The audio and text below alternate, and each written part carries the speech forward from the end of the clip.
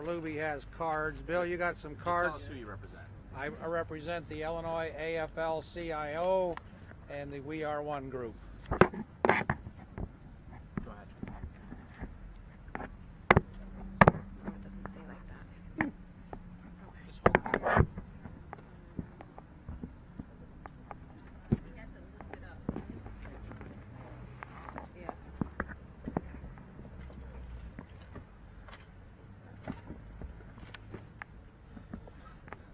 Right? Let's give it a shot. Well, good afternoon. I'm Michael Carrigan. I'm president of the Illinois AFL-CIO, speaking on behalf of the We Are One Illinois Coalition of Unions.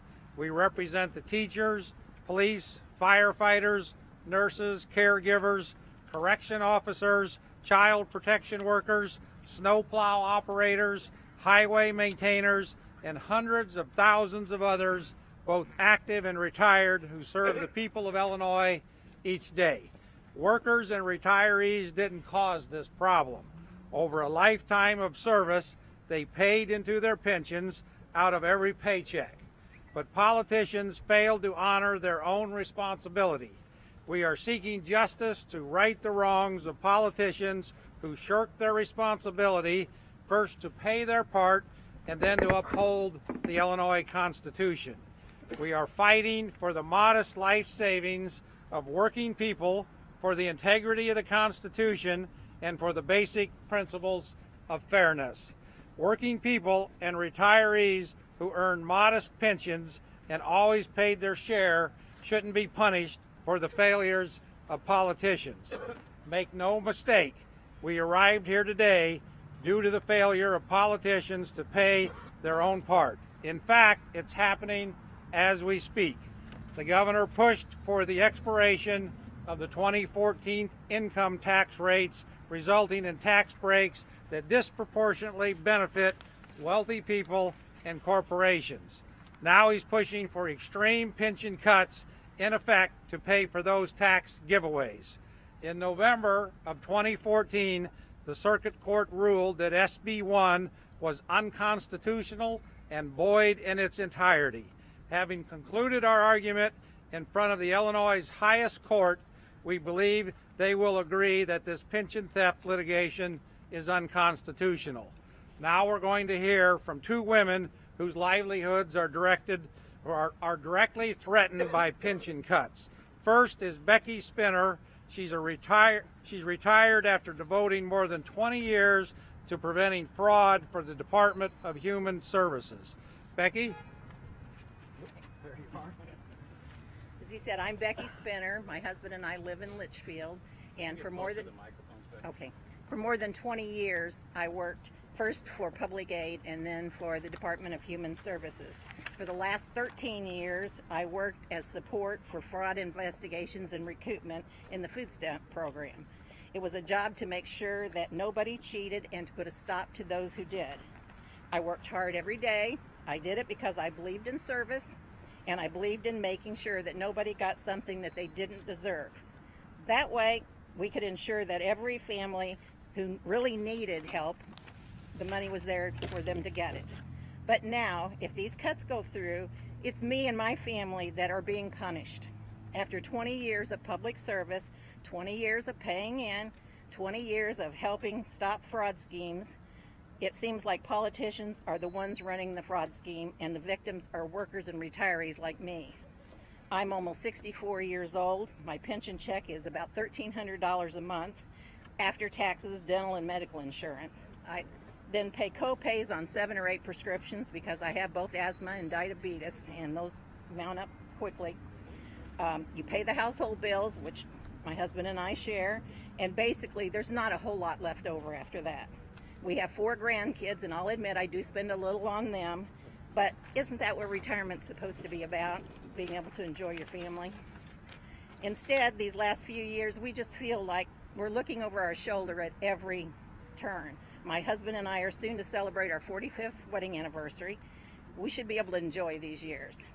But it feels like that every time we turn around, we're living in fear, not knowing if our retirement we earned is going to be there for us as we grow older. This problem was caused by politicians, but they want to take it out on workers and retirees. We're asking the Supreme Court to uphold the Constitution and put a stop. Thank you. Thank you, Becky. Now I'd like to introduce Quinn Harrison, who is a librarian for the state of Illinois. Hold on, while we're seeing mic flags. Gwen, will you spell your first and last name? And tell us where you live. Gwen Harrison. My name is Gwen Harrison, G-W-E-N. And I live in. My name is Gwen Harrison. My husband and family live in Springfield, Illinois. I have worked as a state employee for the Secretary of State, Illinois State Library for 15 years. In my position, I have worked hard and diligently to serve the citizens of Illinois in the areas of information, grants, and services that have ultimately benefited Illinois communities. I have dedicated my life to public services. I am here today representing hundreds of thousands of people just like me. We are ordinary people, working hard and playing by the rules. We are teachers, police officers, caregivers, and public servants in communities all across Illinois. We are your neighbors. This isn't only about the Constitution, which is crystal clear. This is about fairness.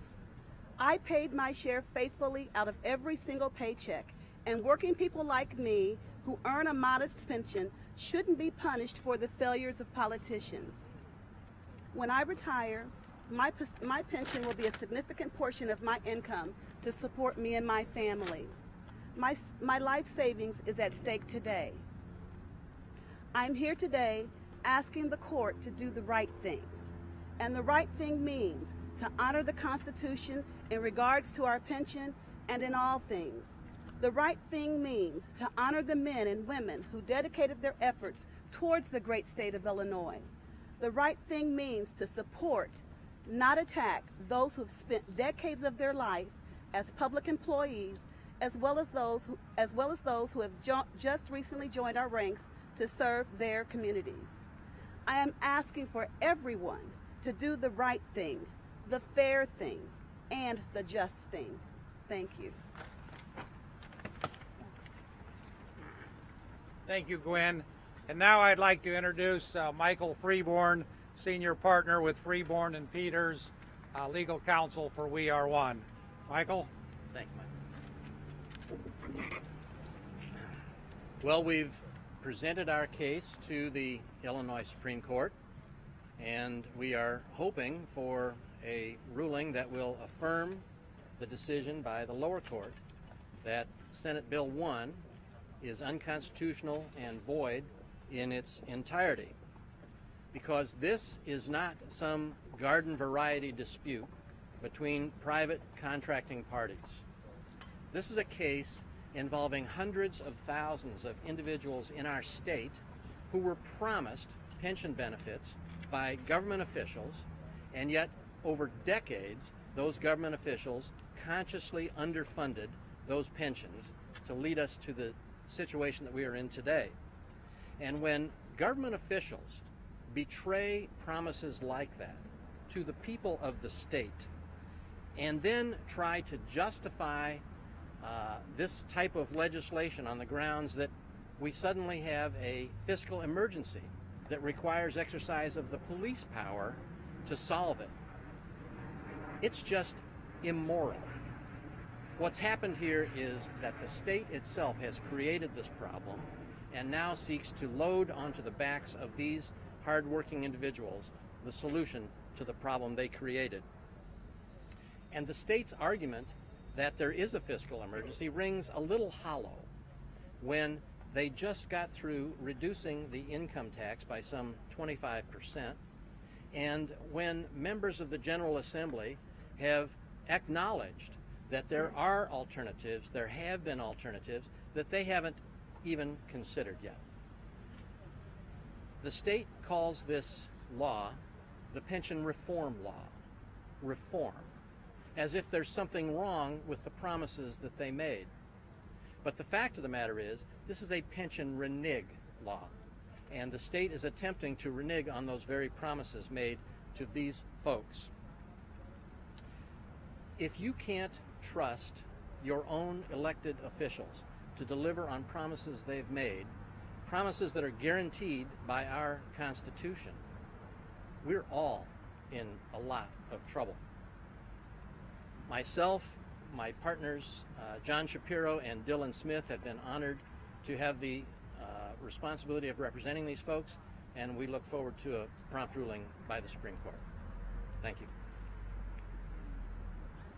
Thank you. That concludes the speakers. We'll take a few questions and then maybe determine the most appropriate person to answer. Anyone? Well, how do you think it went? Most of the questions seem to underscore what you guys have been arguing. In my humble opinion, our group, our attorneys prepared very hard for this day, and I believe that hard work paid off. I was very impressed with the oral arguments. I thought they did a fantastic job, and we look for a favorable determination from the Supreme Court. Do you take any signs by the line of questioning we heard, particularly from Justice Thomas? You argued much of the same, that, you know, why can't the state just claim emergency in any situation? I don't have a law degree, so I'm going to defer to our attorney, Mr. Freeborn. Well, we were Could you get next, Mike? We were certainly heartened and encouraged by some of the questions asked by the individual justices, but my experience over some 40 years doing this kind of work tells me that one should not presume the outcome of the deliberations.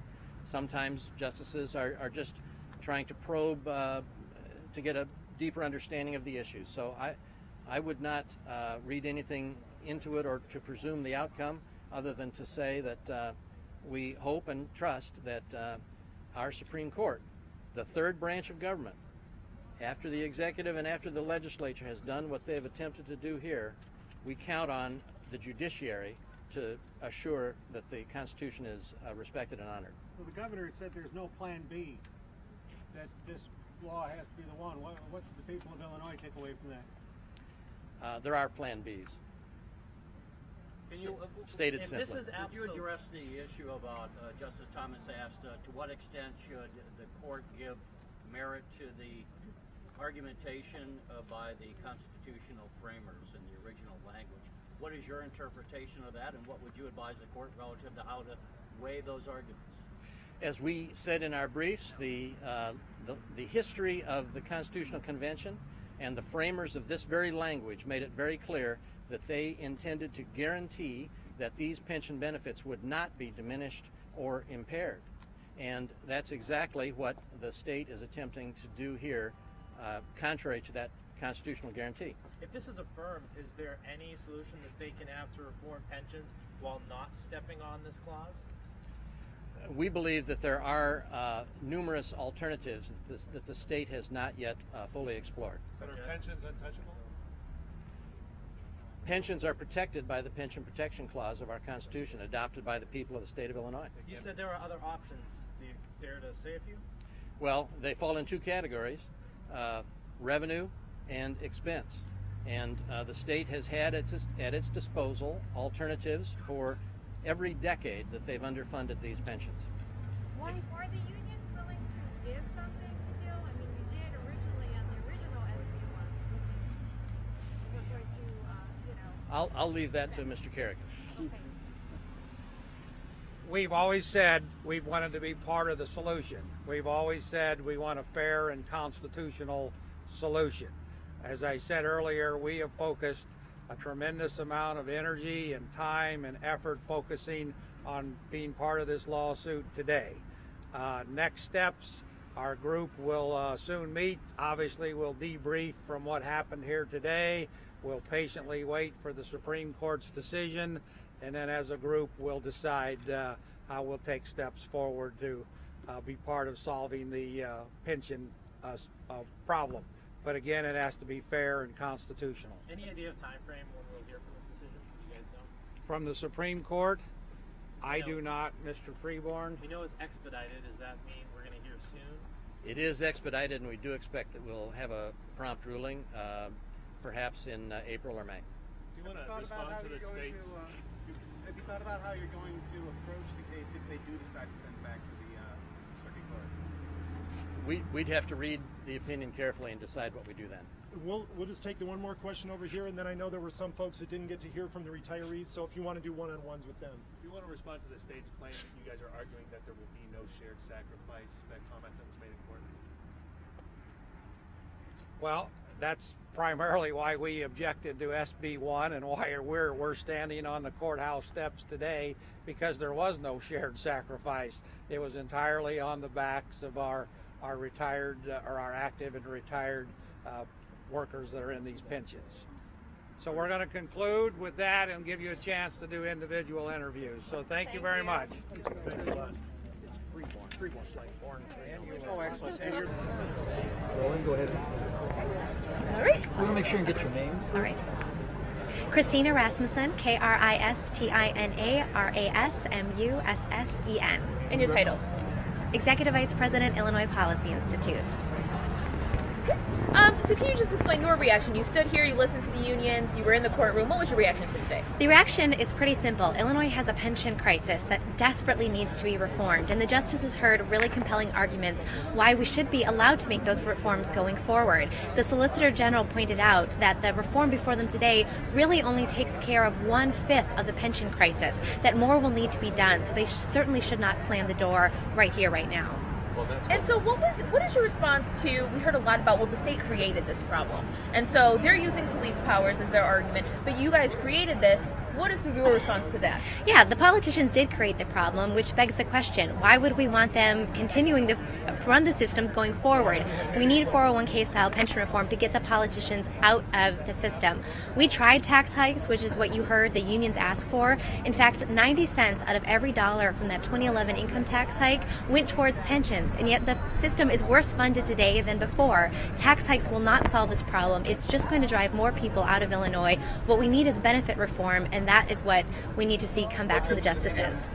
And what do you think is going to happen with Governor Browner proposed a lot of pension reforms during his budget address? If this comes back and says, no, this is unconstitutional, what does that mean for every other idea for reform going forward? It's really important. I think the governor basically asked the Supreme Court to consider, is SB1 constitutional, but going forward, can we do other types of reform, prospective reform, for example, that doesn't touch prior benefits, but when you go to work tomorrow, maybe you go into a 401k instead of into that bankrupt pension plan.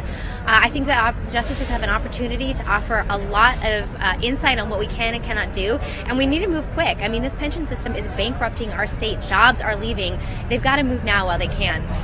Anything else we should know? We'll leave it there. All right, thank you. Great. Actually, if I could just touch very briefly on the benefits. Yeah. Remember, this pension law doesn't reduce core benefits earned. It's talking about COLAs and retirement ages. There are more than 8,000 state retirees making more than $100,000 each and every year. The track we're on right now, 60% of retirees will retire before they're 60. Six-figure pensions, retire before you're 60, that's simply not sustainable anymore, and that's why we need to be able to enact this reform going forward. Okay, So great. good. Thank I you. just read about that yesterday. I know, incredible.